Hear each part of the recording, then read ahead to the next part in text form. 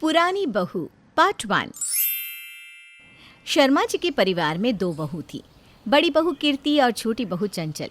कीर्ति की शादी को 5 साल हो चुके थे और उसका 3 साल का एक बेटा भी था, जबकि चंचल को अभी इस घर में आए हुए 1 साल ही हुआ था। शर्मा जी के परिवार में शर्मा जी के अलावा उनकी पत्नी और दोनों बेटे मनीष और अमित रहा करते थे। वैसे तो सब कुछ ठीक था, लेकिन चंचल के घर में आने के बाद घर के लोग कीर्ति के हर काम में मीन मेख निकालने लगे थे। एक दिन सुबह के वक्त जब शर्मा जी का परिवार नाश्ता करने के लिए बैठा था, तो दोनों बहुएं रसोई से नाश्ता बनाकर बाहर लेकर आई। ये लीजिए, मैंने आलू के पराठे बना दिए हैं, आप लोग दही के साथ खा लीजिए। क्या कीर्ति, कभी तो नाश्ते में कुछ नया बना दिया करो। रोज रोज आलू के पराठे और पोहे खाकर तो मैं बोर हो चुका हूँ। हाँ भाभी, भैया ठीक कह रहे हैं, अब कुछ नया क्यों नहीं ट्राई करती? अरे हमारी बहू ना पुरानी हो गई है, 6 साल से काम कर करके लगता है इसका काम करने में सारा इंटरेस्ट ही ख़त्म हो गया है। रोज़ वही वही नाश्ता, वही वही खाना बना कर रख देती है। तभी चंचल वहाँ पर आती है। आप लोगों को परेशान होने की कोई ज़रूरत नहीं है। देखिए, आज मैंने सैंडविच बनाए हैं, वो भी चॉकलेट वाले, चॉकलेट सैंडविच। अरे मैंने तो पहली बार सुना कि चॉकलेट के सैंडविच भी बनते हैं। पापा जी, आप एक बार खाइए तो सही, रोज़ रोज़ यही मांगेंगे। खा कर देखिए एक बार। अरे लाओ बहू, नाम पहली बार सुना है और देखने में भी काफ़ी मज़ेदार लग रहा है। जल्दी जल्दी लाओ, देख कर ही मेरा तो मुंह में पानी आ रहा है। हाँ चाची, मुझे भी मम्मा रोज रोज बोरिंग खाना देती है, वही पुरानी पुरानी चीज़ें टिफ़िन में रखती है। आज से मेरा टिफ़िन आप बनाना। अरे देखना, मैं तुम्हारे टिफ़िन में ना रोज़ नई नई रेसिपीज़ रखूँगी। क्या चाची, जल्दी बताओ ना फिर, आज मेरे लिए क्या बनाएंगे आप? आज मैं तुम्हारे लिए चॉकलेट वाला वॉफल बनाऊँगी। देखा मम्मी, आप तो पुरानी हो गई हैं, आपको कोई नई चीज़ बनानी नहीं आती। हमारा बेटा ठीक कह रहा है कीर्ति, तुम्हारा हर काम ना बहुत ही पुराना हो गया है, कभी कुछ तो नया करो। कुछ दिनों के बाद, अरे कीर्ति, चंचल, दोनों यहाँ पर आओ। देखो बेटा, त्योहार आ रहा है और मैं चाहती हूँ तुम दोनों अपने लिए शॉपिंग करके आ जाओ। ये पैसे रखो मेरी तरफ से शगुन, जिसको जो पसंद आए ले आना। ठीक है मम्मी जी, चिंटू के स्कूल से आने के बाद मैं शॉपिंग करने चली जाऊंगी। ठीक है भाभी, तो मैं भी आपके साथ शॉपिंग करने चलूँगी, दोनों साथ में जाएंगे तो मज़ा आएगा। सही कह रही हो चंचल, आज शाम को ही हम दोनों शॉपिंग करने चलते हैं। इतना कहकर दोनों वहाँ से चली जाती हैं। शाम को शॉपिंग करके आने के बाद जब कीर्ति और चंचल वापस घर पर आती हैं, तो देखा कि सब लोग एक साथ बैठकर चाय पी रहे थे। अरे कीर्ति, यहाँ हमें भी तो दिखाओ तुम लोग क्या शॉपिंग करके आए हो। हाँ हाँ चंचल, मुझे भी तुम्हारी शॉपिंग देखनी है। इतना बड़ा फेस्टिवल आ रहा है, ज़रा मैं भी तो देखूं तुम अपने लिए क्या लेकर आई हो। हाँ, मेरी दोनों बहुएं क्या लेकर आई है, कहीं ऐसा तो नहीं कि मेरे दिए हुए पैसे वेस्ट कर दिए हो। लाओ दिखाओ मुझे भी। मम्मी जी, मैं अपने लिए ये साड़ी लेकर आई हूँ, बताइए कैसी है। अरे बहू, आजकल के ज़माने में ऐसी साड़ी कौन पहनता है, कितना भारी काम है इसके ऊपर। आजकल तो बड़ी सिंपल और प्लेन साड़ियों का फैशन है। चंचल बहू, तुम दिखाओ क्या लेकर आई हो। मम्मी जी, मैं अपने लिए रेड कलर का गाउन लेकर आई हूँ। मुझे ना इस तरह की ड्रेसेस बहुत पसंद है और आजकल बहुत फैशन में भी है। अरे चंचल, जब तुम कीर्ति के साथ गई थी तो उसको भी ऐसा ही कुछ दिलवाना चाहिए था ना। ये क्या पुराने ज़माने की साड़ी उठा कर ले आई। मम्मी जी, मैंने तो भाभी से कहा भी था कि वो भी अपने लिए ऐसा ही गाउन खरीद ले। हम दोनों बिल्कुल एक जैसे लगते ना, मॉडर्न बहुएं। क्या हुआ कीर्ति, तुमने चंचल की बात क्यों नहीं मानी? ऐसे पुराने ज़माने टाइप के कपड़े क्यों लेकर आ गई? मम्मी सही तो कह रही है, इस तरह की साड़ियाँ तो कभी मम्मी ने भी नहीं पहनी, पता नहीं कहाँ से लेकर आ गई। भाभी की पसंद काफ़ी पुरानी हो गई है ना। वैसे उनको ना आजकल के ज़माने की और फैशन के बारे में लगता है कुछ पता ही नहीं है। मम्मी, आप ना थोड़ी पुरानी हो गई है, आपको भी चाची की तरफ फैशन वाले कपड़े लेकर आने चाहिए थे। सबकी बातें सुनकर कीर्ति चुपचाप वहाँ से चली जाती है। कीर्ति को समझ में नहीं आ रहा था कि आखिर चंचल के आने के बाद सब लोग उसे बार बार पुरानी बहू क्यों कहते थे, क्योंकि जब तक चंचल इस घर में नहीं आई थी तब तक कीर्ति की लाई हुई सारी चीज़ें सबको बहुत पसंद आती थी। कुछ दिनों के बाद एक दिन सुबह के वक्त, अमित, वैसे हमारी कार ना काफ़ी पुरानी हो गई है, आपको नहीं लगता हमें नई कार खरीद लेनी चाहिए? हाँ चंचल, बात तो तुम्हारी ठीक है, लेकिन इसके बारे में हमें भैया भाभी और मम्मी पापा से भी पूछना पड़ेगा ना। चंचल और अमित अपने परिवार वालों के साथ इस बारे में बातचीत करने के लिए उनके पास जाते हैं।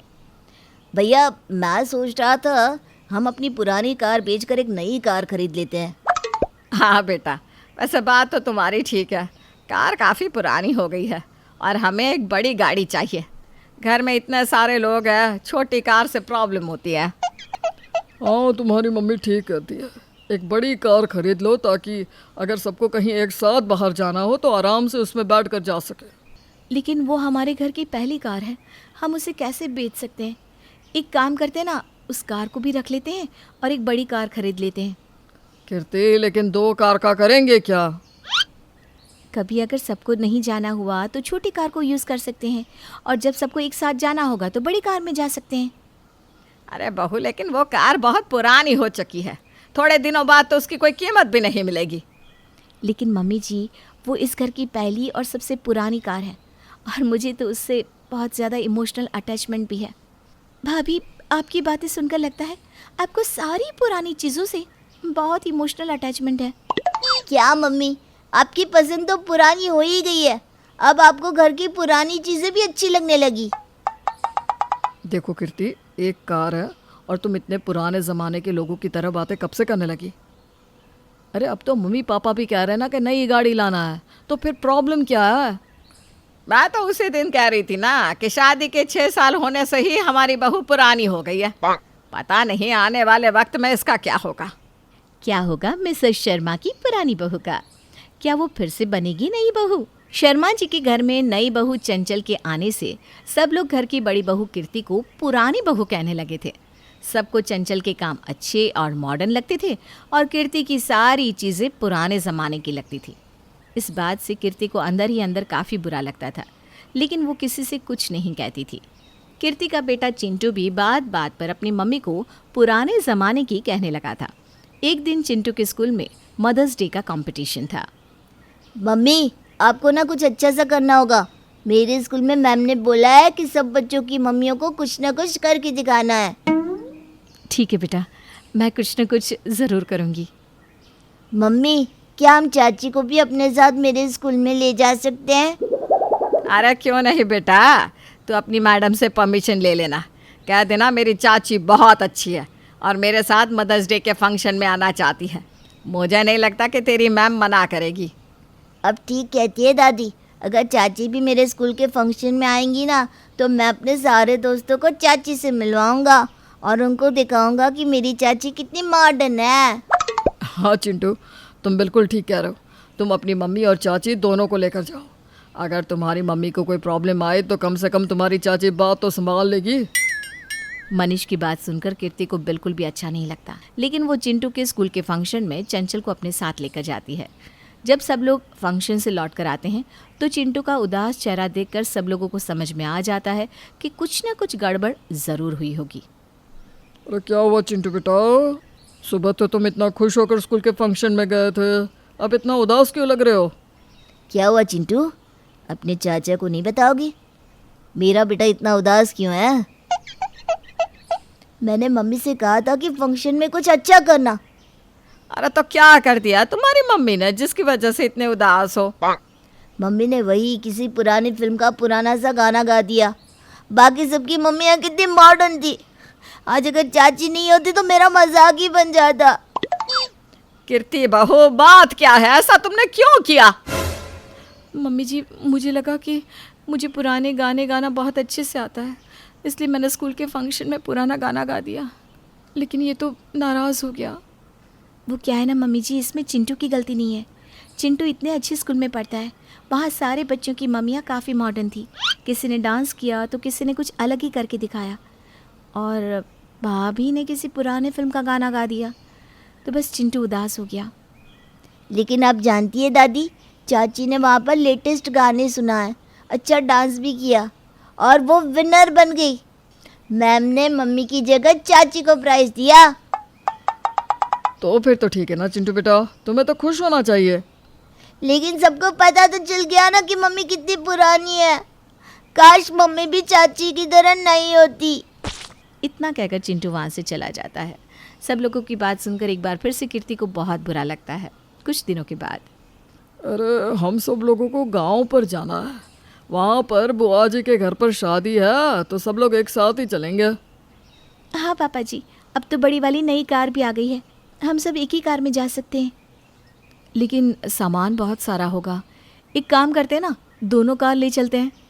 लेकिन अब पुरानी कार में बैठेगा कौन भाभी? पहली बार इतना दूर जा रहे हैं तो नई कार में बैठने का ही मन है। मनीष, आप, मैं और चिंटू पुरानी कार के साथ सारा सामान लेकर चलेंगे और बाकी के लोग नई कार में बैठकर जाएंगे। अब देखिए, पूरा सामान और घर के सारे लोग एक कार में तो नहीं आ सकते ना। मनीष बेटा, तुम अपनी बहू को पुरानी कार में ही लेकर जाओ। या खुद भी पुरानी हो चुकी है और उसे पुरानी चीज़ें इतनी पसंद है कि अगर नई कार में बैठेंगी ना तो इसकी तबीयत खराब हो जाएगी। अपनी सास की बात सुनकर कीर्ति को बहुत बुरा लगता है, लेकिन वो कुछ नहीं कहती और फिर पूरा का पूरा परिवार दोनों कार लेकर गांव के लिए निकल जाता है। सफ़र की लंबी थकान की वजह से गांव पहुंचने से पहले ही आधे रास्ते में मिसेस शर्मा की तबीयत खराब होने लगती है। क्या हुआ मम्मी, आप ठीक तो है ना? अरे बेटा, मुझे अजीब सी घबराहट हो रही है, तू जल्दी से कार को घर की ओर ले चल। मैं क्या करूं मम्मी, आगे तो रास्ता बहुत संकरा है, ये गाड़ी तो आगे निकल ही नहीं पाएगी। मम्मी जी, मुझे नहीं लगता कि आगे की संकरी गली में ये गाड़ी आगे बढ़ सकती है। आपको थोड़ी देर ऐसे ही रहना होगा। अगर मैं थोड़ी देर और ऐसे रही ना तो मर जाऊंगी। मुझे जल्दी से घर ले चलो, मेरी तबीयत बहुत खराब हो रही है। तभी अचानक वहाँ पर मनीष अपनी कार लेकर पहुँचता है और अपने घर वालों को वहाँ पर खड़ा देखकर हैरान रह जाता है। मनीष जी देखिए तो, सब लोग वहाँ पर रुके हुए हैं, लगता है कोई परेशानी है। क्या हुआ अमित, तुम लोग यहाँ क्यों रुके हो? देखिए ना भैया, मम्मी की तबीयत अचानक खराब होने लगी है और गांव का रास्ता आगे इतना संकरा है कि ये बड़ी गाड़ियाँ निकल ही नहीं सकती। अब हम क्या करेंगे? मम्मी जी को अगर सही टाइम पर डॉक्टर के पास नहीं लेकर गए तो इनकी तबीयत और बिगड़ जाएगी। अरे तो इसमें प्रॉब्लम क्या है? मम्मी जी, आप इस पुरानी कार में आकर बैठ जाइए, ये कार यहाँ के रास्तों पर आराम से निकल जाएगी। हम आपको डॉक्टर के यहाँ ले चलते हैं, बड़ी कार को यहीं छोड़ देते हैं, बाकी के लोग भी धीरे धीरे करके इस कार से घर तक पहुँच जाएंगे। हाँ बहू, तुम सही कह रही हो, हमें ऐसा ही करना चाहिए। थोड़ी देर के बाद छोटी कार में बिठाकर मिसेस शर्मा को डॉक्टर के यहाँ पहुँचा दिया जाता है। उनकी तबीयत जब थोड़ी ठीक होती है तो वो कीर्ति और चंचल दोनों को अपने पास बुलाती है। क्या हुआ मम्मी जी, आप ठीक तो है ना? कीर्ति बहू, मैं तुमसे माफ़ी मांगना चाहती हूँ। चंचल के आने के बाद मैं तुम्हें हर बात में पुरानी बहू कहकर बुलाती थी। तुम्हारा दिल बहुत दुखता होगा, लेकिन तुमने कभी नहीं कहा। भाभी मुझे भी माफ़ कर दीजिए, लेकिन मैंने कभी जानबूझकर कुछ नहीं किया। बस मुझे नई चीज़ों का शौक़ है, लेकिन मैं आपको कभी नीचा नहीं दिखाना चाहती थी। नई चीज़ों के आने से पुरानी चीज़ों की वैल्यू कम हो जाती है, ये मैंने सुना था। और मम्मी जी, मुझे आप लोगों की बात का कोई बुरा नहीं लगा, लेकिन इतना ज़रूर कहूँगी कि पुरानी चीज़ें, पुराना सोना खरा होता है, हमें उसकी कीमत हमेशा समझनी चाहिए।